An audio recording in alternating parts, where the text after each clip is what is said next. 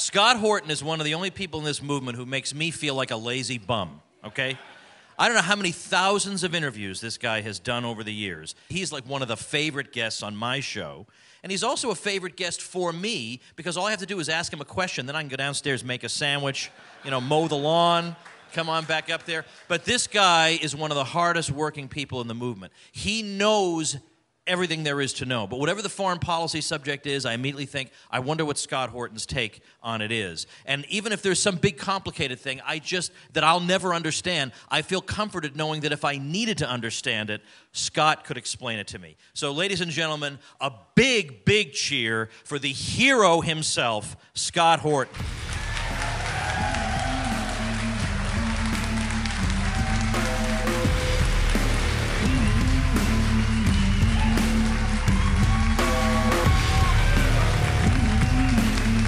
All right. Mic check. Wow, hi everybody, thanks very much. That's pretty kind of you. Come all the way here from far away. Took me a while. I got here. All right. So, sorry to bring your buzz down after that great introduction, but I'm the bearer of bad news. That's my job. The following is a Goulash Media production. goulashmedia.net. I'll make questionable decisions. I'll be invisible as soul. Judge me for my sins. If I'm your image. You need an umbrella? Nah. It's sprinkling. Yeah, it sounds loud in there. It's not that bad. So we're here at PorcFest 2021 with the great Scott Horton, who just finished a speech down at the main pavilion and now is signing books for the Mises Caucus. Oh, and I forgot to mention the fiery debate between Scott and Lily Tang Williams. Scott, how are you doing, man? I'm doing great. How are you? I'm doing very well. Thanks for giving me some time. What are your thoughts on the debate? Who do you think won? The impromptu debate. Well, I mean, I wouldn't say that either of us had persuaded the other. So you don't think China CCP is our biggest No. I think they're nobody. Spin the globe. There's no threats to the United States of America anywhere. The whole thing is a fucking put on. All of it is a put on. Yes, we don't need a Pentagon or a standing army at all. As Ron Paul said, we can defend this country with a couple of good submarines. And that's it. We don't need any of this. I mean, she has very real reasons to be concerned about the government of China. I don't think anybody would argue. Young people in this country don't know how many people died under Mao, how many people starved to death under Mao. I can summarize to you about my life in communist PRC. Just imagine, everything's free, right? That's what our kids say. Yes, Bernie, everything's free. I'm telling you, it's probably biggest lie you will ever hear. She's, I don't know, trying to find something that we can do about it, which is not my concern. My interest is more in what we should not be doing about it. And, too often, even with libertarians, just regular people in the neighborhood, not just in D.C., people just kind of believe in American military and government power as a magical force for accomplishing their goals. And it just kind of goes without saying that if we want things to be this way, then we'll just use force. And if that doesn't work, then we'll use more force until it works. And if somebody does something we don't like, then we shoot them. And that's just how it is. I challenge you. You don't understand China. I challenge you on that. Okay. You don't know much about Belt Road Initiative. And so how are Kazakhstan and Uzbekistan and the Ukrainians and eventually the Spanish and the Portuguese, how are they supposed to build a road that they don't want? The only reason they're going to let the Chinese build a highway and a railway and a fiber optic cableway through their country is if they think it's for their benefit. We live now, though, in the nuclear age, and in fact in the thermonuclear age, which means that we can't fight China no matter what. Like, for example, if they did COVID on purpose, which I'm not saying that, but I'm saying hypothetical, made-up thing. If they did that to us deliberately, still, what are you going to do about it? escalate to H-bomb use, and then we're just cutting us off much more than our nose to spite our face. We're giving up American cities. And I read a quote, Jack Kennedy, and this is relevant to the COVID thing too, I guess, is from the Cuban Missile Crisis, which he got us into that mess in the first place. But in the executive committee, he said, listen, if one atom bomb goes off in one of our cities, that's 600,000 dead. And that's what we lost in the Civil War, and we haven't gotten over that in 100 years. So that's just one American city, and he's right about that. We stole Taiwan under bus long time ago, 1979 by Carter, who chose China over Taiwan. It already happened, 1979. Yeah, but that was 30 years after Mao won the goddamn war. Come on. No, because 30 years after the Reds won, America recognized the fact that they won. Okay, come on. That's ridiculous. But how many F-16s have they sold Taiwan since then? Hundreds. I know. They built up the entire Taiwanese force since then. They sell them weapons. That's what the U.S. government. They shouldn't have sold them anything. They shouldn't have sold them anything. They should have given Mao's forces the opportunity to save the people of Taiwan from Chiang Kai-shek, which I'm sure you know the history, that Chiang and the nationalists were absolutely horrible to the actual Formosans, who they starved and brutalized and punished and murdered and created a dictatorship, a military right-wing dictatorship until 1989. Right? You think Mao is better than Chiang Kai-shek? No, I'm just saying Chiang Kai-shek. I'm saying Chiang Kai-shek was also a monster. Yeah, he was a monster. But Mao is not worse. It's like 60 million people starving to death. How many people starving to death in Taiwan? How many? Well, there ain't as many people there to starve to death, I think you understand. How many would Chiang Kai-shek have starved to death if he won the war? Millions at least. Millions. How many people would love to go to Taiwan today to vote? To participate free speech? Listen, I have to tell you, if China invades and conquers Taiwan tomorrow, it makes no difference to me at all. On a personal basis, I'm sad people die in violence. But when Russia took sovereignty over Crimea, does that change my situation living in Williamson County, Texas in any way whatsoever? No, it does not. And if China rolls into outer Mongolia, am I supposed to die in a nuclear war over that? Or at some point, that's the fucking Mongolians' problem, not mine. You don't feel the same way I feel about CCP. I know. You think I should give up Austin, Texas in exchange for Taipei, which we'd lose anyway? No, they are going to interfere with our life in the U.S. That's how I see it. Okay. And they are. I'm waiting for evidence of that. You know, so the reality is that America's going to have to accept Chinese independence. They thought that they could bring them under American control the same way they thought they had Russia under American control in the 1990s. It didn't work out that way, but what are you going to do? You can't rule the whole world anyway. What is this, Pinky in the Brain? The whole thing is, to coin a phrase, a fool's errand. How could it possibly be the middle part of North America could or should be the dominant force in Eurasia indefinitely, or what? Yeah, no, the whole thing is nuts, and so if China invades Taiwan, it's unfortunate. If they roll into outer Mongolia, that also is unfortunate for the Mongolians. But I don't think America's obligated to go to the mat for them or anybody else, frankly. China, they're so strong. They're very smart. Very smart. Better than even our government. That's what I'm saying. You just told me they're moving. They're embracing more socialism, more political decisions and control. That doesn't work. I know. It doesn't work. It's a disaster every time. Look at right now, they have this aging population because they outlawed having more than one child. I'm sorry, are you waiting to talk to him?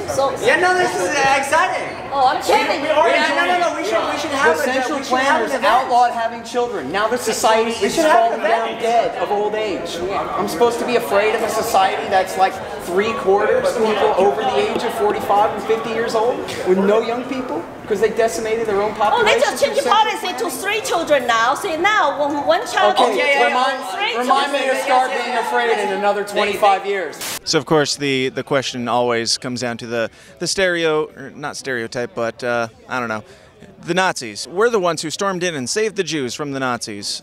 Should we have not done that? Well, the thing is, we didn't, right? The Holocaust happened anyway, and of course... Set you up for that one. Yeah, thanks. And the whole thing, it was Woodrow Wilson's fault. That's the reality of the thing. Even taking into account the Kaiser and the Prime Minister and the emperors and all of the people involved in World War I, It was American entry and involvement that ended the stalemate. Wilson said he wanted peace without victory. We're going to win the war, but we're going to be so high-minded that we don't exploit it. Yeah, right. Of course, they exploited the hell out of it and set us up for World War II. But before he intervened, that's what they had. Peace without victory. Nobody won. All sides were exhausted, out of ammunition, out of shoes, out of spirit. And the Germans were on French soil, and they still were quitting. And the Russians had quit, and nobody wanted to fight. And then here comes Wilson and basically restarts the whole damn thing and lets the Allied powers crush the Central Powers in such a way that, of course, as we know, led to communism by prolonging Russian involvement after the original revolution in March in 1917. They allowed for, set up Kerensky to be overthrown by the communists in October. And then also, of course, not just through all the economic damages from the reparations from the war and the hyperinflation that was caused by that, but stripping Germany of all of their territories was really what led to the rise of the Nazis. And Hitler began every speech denouncing what he called the traitors of 1918, who had given in to the Americans and the British and the French and signed the Treaty of Versailles. And I learned this in junior high. And this is the official history according to all the British historians and Winston Churchill and everybody else. Everyone knows it was the punishment inflicted on Germany by the Treaty of Versailles that led to the rise of the Nazis and their revenge and the continuation really of the same war. Look, they declared war on the United States after the United States declared war on Japan, and that was their gambit and that was their problem once they did that. So, I won't argue that point here with you today, but for that to be the model then, that Hitler, who on one hand is Hitler, the epitome, the worst, worse than Tamer Lane, worse than Genghis Khan, right? The leader of the Germans in their absolute worst phase that anyone could ever imagine. Somehow he is the absolute exception and the argument ad absurdum or whatever for imperial aggressive power, right? And also he's the carbon copy of every other leader in the world that America doesn't like, right? From Kim to Ho Chi Minh to, whoever you got in Latin America. You could name, 20 of them if you knew their names. And then, of course, all the interventions in Latin America and everything else. Everybody's Hitler. Noriega's Hitler. David Koresh is Hitler. Saddam Hussein is Hitler. And so then what are you going to do? You got to contain aggression. You can't appease them. And if you honestly, on any of these things, the Hawks will always try to bring up Munich in 1939 and the Brits attempt to appease the Nazis over Czechoslovakia. And so that's the only model for any international conflict that anyone can understand any conflict through, is that if America is not attacking, we are conceding to new Nazi power, and where I guess the lesson of World War II is supposed to be that America should have invaded Europe in 1933. As soon as the Nazis came to power, America had the right to intervene then. No one ever says that, but and of course that's absolutely ridiculous and could never have happened in a million years, but that somehow is seems to be the standard narrative, and then that means that to this day, the Kim dynasty in Korea and the Ayatollah in Iran and even the communists in Cuba who seized power in 1959 are still essentially all Hitlers to be either invaded or bombed or regime changed or embargoed or strangled, as though America is always, Ronald Reagan as a World War II movie hero, right? As portrayed by John Wayne in, X and Y different movies about the heroics of World War II, which they made 1 million of them. Oh, Conway, see you made it. Yeah, I guess that little voice was wrong. I feel better. I feel a lot better, too. Matter of fact, I never felt so good in my life. I want a cigarette. And, this is really important, too. I'm just rambling, it sounds like, but there's a real important point, which is that I'm sure that this is probably true for your generation. It's definitely true for the way that I grew up, even in the shadow of the Vietnam War, which had all of its resentments with it, was that when you put on olive green and you're fighting for your country, i.e. the politicians that control your government and the interests that control them at any given time, that's the exception to the Ten Commandments. And God says thou shalt not kill, but everybody agrees. Your dad and your coach and your minister and all the teachers at school, and everybody knows that if you're serving your country, then by definition, guaranteed, you're fighting for freedom, you're doing the right thing, you're protecting the Bill of Rights, you're protecting your little sister and your mom from aggressive violence. Otherwise, there's no way the government wouldn't misuse soldiers. So if they're using them at all, it must be the right thing, and it all goes without saying, because don't you remember that time we saved the Jews from the Nazis in World War II? Everything is World War II, and it becomes the basis, and then, so the hypothetical, if you could go back in time and kill Hitler, surely means if America could go back in time and start that war sooner, really, right? That's a good point. So that's the lesson, and it's a huge part of why we're at war. It's I've argued in the past, to quote myself, that you could forget George Washington and even Abraham Lincoln. That truly it's Franklin Delano Roosevelt and Harry Truman, and for that matter, Ike Eisenhower. They are the founding fathers of America now, in its post-imperial, post-World War II imperial incarnation as a world empire, replacing the European empires.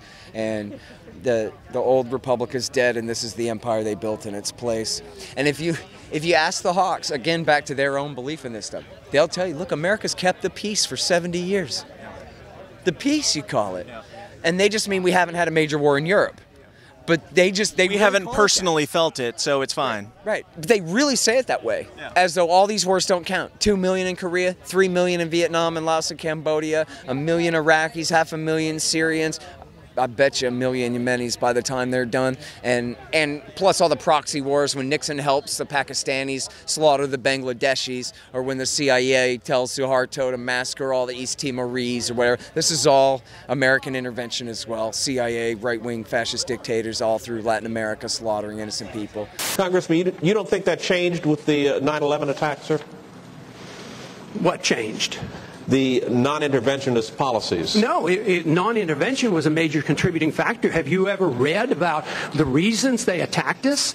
They attack us because we've been over there. We've been bombing Iraq for 10 years. We've been in the Middle East. I think Reagan was right. We don't understand the irrationality of Middle Eastern politics. So right now we're building an embassy in Iraq that's bigger than the Vatican. We're building 14 permanent bases. What would we say here if China was doing this in our country or in the Gulf of Mexico? We would be objecting. We need to look at what we do from the perspective of what would happen if somebody else did it to us. Frankly, from their point of view, it seems like it would make a lot of sense that America is much more analogous to Germany in the situation than it is to its own self in that situation back then, when they were essentially staying home and the Germans declared war on the United States. Now we have torpedoes, Mr. Caldwell. Take another look.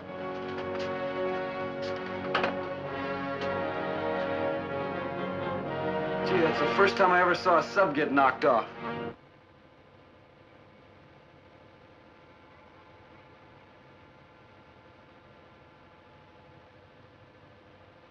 So, to completely change topics, because I know you're limited on time, do you think that John McAfee killed himself? I wouldn't be surprised if he did, honestly. As a troll move? Yeah, and look, he was facing federal prison. He's in his 70s. I don't know. But if somebody cut his throat or whatever, I wouldn't doubt that either. But honestly, I'm not an expert in the guy. I really don't. I've never met him or talked to him. And I haven't really been interested in following his story and all of that. So, I really am not in the position to say, I don't think. I found the one question Scott Horton won't answer in a 10-minute rant. Yeah. Hey, look, people get murdered in prison a lot. That should happen. And people kill themselves in prison a lot, too. That's why it's a great plausible deniability story if you murder a guy in prison. Well, people do kill themselves in prison a lot. That's right. But it's a great plausibility denial story if you want to kill yourself and make it look like you were murdered too. And so it could be that he tried to pull that stunt. And if anybody was going to pull that stunt, he seems like the character who might do it. I had $83,000 in cash on me when I was arrested. I demanded a receipt. They were giving it back to us before we left. So we were in a room counting the cash. And I'd gone into Janice and said, I got this. Whatever happens, don't worry. Don't worry. Don't worry. So I went in there while they were counting the money. I fell on my face in convulsions. Yeah. Yes. And okay, but wait. So it's so funny because he couldn't see this part. So literally everybody that worked in the immigration office were looking at him like, this is bullshit. Just Yeah, I know. They're just all give it a second. He'll get up in a minute. This is fucking, because everyone knew about him faking the heart attack in Belize. faked a heart attack in Belize 8 years ago to get out of the same situation. Although jerking his wife around in that way, where she's going around saying that he must have been murdered because she knows he wasn't suicidal, that would be a pretty mean trick to do to her if it really was him. So, but I don't know the guy, man. They took me to a hospital. No, they took Janice to the airplane. Yeah, they took me to the airplane. You're going anyway, bitch. Yeah, that is what that was their attitude.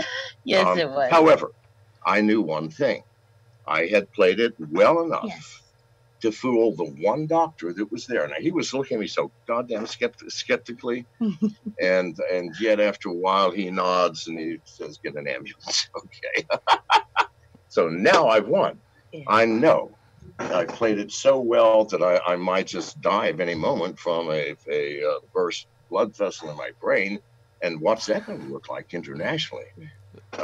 John McAfee dies mysteriously in custody. His wife, who is his nurse, is shipped off on the plane. No, come on, that doesn't look good. Man, thank you so much for your time. Tell everybody where they can find a copy of Fool's Errand and the latest one, which is Enough Already. Time to End the War on Terrorism. You can find them right in there.